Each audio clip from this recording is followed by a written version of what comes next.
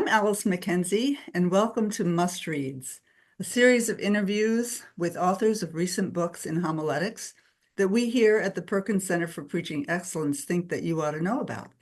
Today, my guest is Donyelle McCray. Donyelle serves as Associate Professor of Homiletics at Yale Divinity School. She is a teacher, a writer, and an Episcopal layperson. She focuses in her work on the ways that African-American women and lay people use the sermon to remember, to invent, to disrupt. She's the author of The Censored Pulpit, Julian of Norwich, and a volume on sermon genre, which we're here to talk about today, which is called Is It a Sermon? Art, Activism, and Genre Fluidity in African-American Preaching, which just came out in 2024. She's currently writing a book on the preaching and spirituality of the Reverend Dr. Pauli Murray. Now, before becoming a homiletics professor, Donyelle served as an attorney, focusing on wills, trusts, and estates. And I think there's a story here in that work raised existential questions for her that led her to seminary and then into ministry as a hospice chaplain. So the themes of human finitude, compassion, and interdependence are still at the core of her work. So thank you so much for being here today to talk about Is It a Sermon? Art, Thank you so much for activism. having me. Yeah, art, activism, and genre fluidity in African-American preaching. So in my experience, most books begin with something that really bothers the author. I really want to work on. So you want to challenge this narrow definition of a sermon as a message preached from a pulpit during a worship service by an ordained clergy person. So tell me a bit about what is it that bothers you most about that?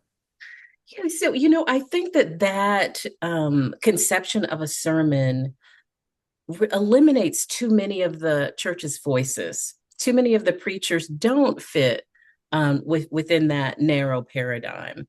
I'm concerned about silencing a good number of women's voices, especially in traditions where historically, even if there's been a fairly recent change, historically women have not been allowed to preach. And so many of their proclamatory impulses have been directed towards other forms.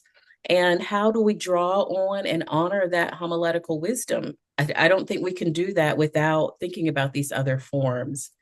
I'm also very concerned about the ways that the more narrow view of what a sermon is, the picture of authority that brings raises some concerns for me. That tends to be a more elevated position. It kind of lends itself to a kind of top-down approach, or as Christine Smith has written, it has the flavor. It has a flavor of hierarchy that needs to be interrogated. Even if we want to hold on to it for certain reasons, it certainly needs to be interrogated. And I think these other modes of thinking about preaching open up different dimensions and foundations for authority that are important to explore. Right. It's almost like moving from the pulpiteer to the sage or the seer, as you Yes. describe many of the people in. I see this as a portrait gallery in your chapters, as you various people who have taken different expressions. So Yes, I will say that the image of the preacher as sage is foundational for me in the book.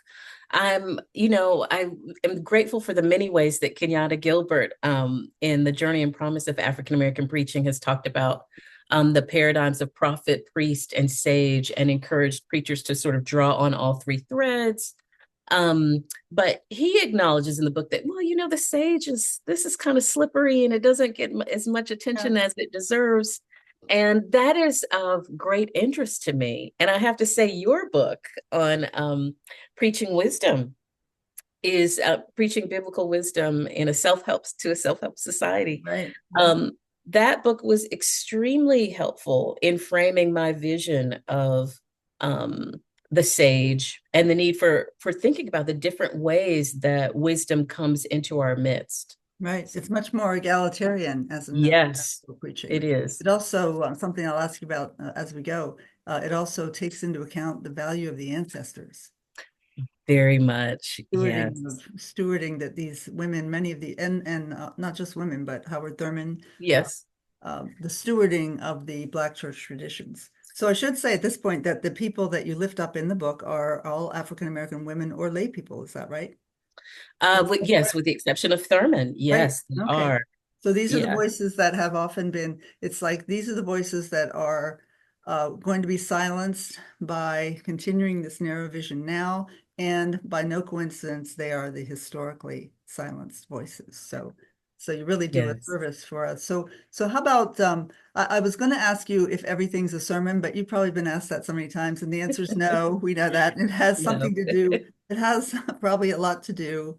We know the Holy Spirit can do anything that she wants to, Yes. right? But it has a Yes. lot to do with the intentionality of and self-conception of the artist and then Yes. the impact of that work. So we'll just Yes. say no, everything's not a sermon. And then we No. can move on to uh, what really intrigued me was by the way that you move through these five chapters with lifting up a portrait gallery of people who preached outside the boundaries of that narrow definition.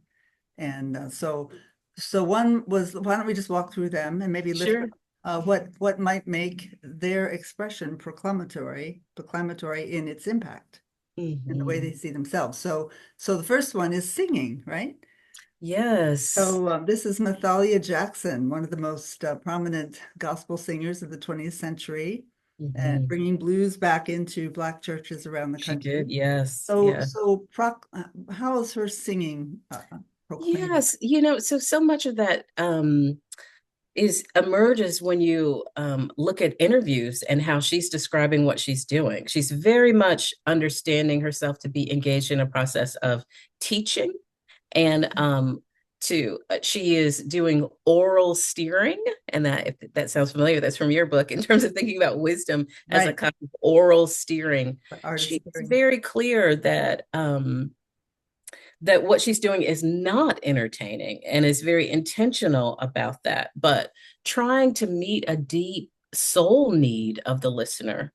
And she's also similarly engaged in a process of dialogue, which is a stream in homiletical scholarship as well, in terms of homiletical theory. So, I think of the ways that she is understanding sermon to be something that has a particular kind of sound. And she is trying to draw on the sound that she heard in the New Orleans churches of Mm, her childhood, a particular sound that preachers made, a kind of cry.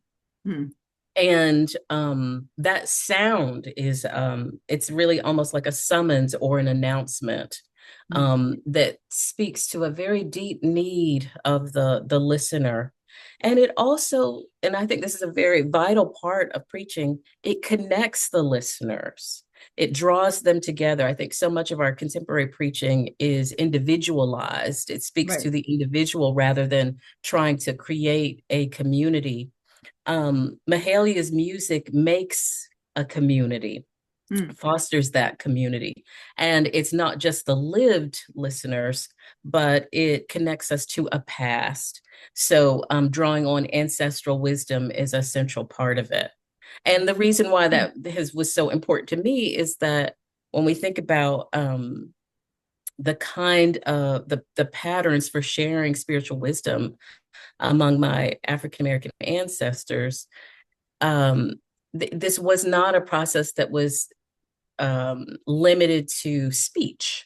mm, People were eulogized through dance, through song, through story, through textiles, and many modes of discourse. And these different forms of discourse speak to one another. And right, so, honoring the ways that Black sacred rhetoric is multivocal and right, right. multidisciplinary.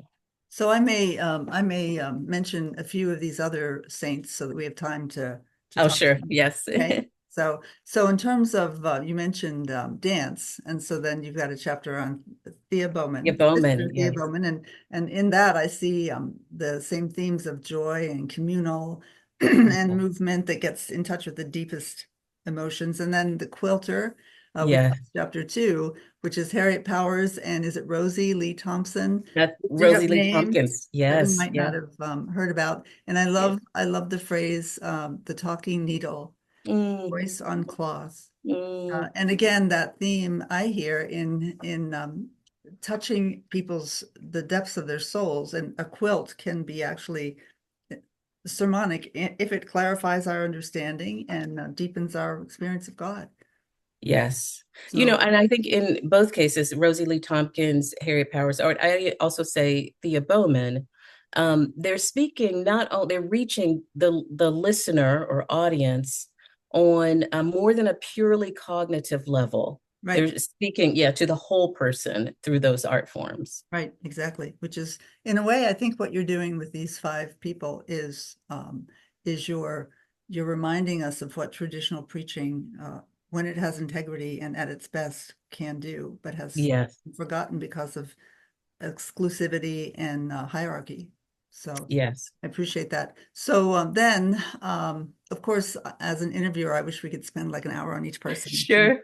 Need self-restraint here, but then Howard Thurman as using silence and intercession, again getting to the depths. And I gather from the book that he was focusing often on activists and refreshing them He was, work. yes. Yeah, Yes, and he was giving such a gift in that, and offering that space of reflection and, self-collection, because activists give out so much, they pour out right, their energies. And it's important to have that time of contemplation and deep consideration of how one's work fits not only in the current moment, but in the broader stream of time. right. You can't you can't keep working for justice without being refilled. Right. I think he understood that, certainly. And then the final chapter is on the Parabler, on Toni Morrison, and Mm. how a novel can be a sermon. I saw a theme connecting Thurman and Morrison, in that the artistic expression, whether meditation or novel, is a summons, not an argument, but an invitation. Yes, yes, I thought for both of them, they really want to dive into the listener's dilemma, to the human dilemma, really, and think about those absurdities and complexities that animate our daily lives. And neither Thurman nor Morrison want to rush us to a resolution. They're content with entering into a dilemma, taking it very seriously without moving out with something tidy. And there's a certain way that both of them honor the depth of the spirituality of their listener in that way. Right. So they don't do it all for us.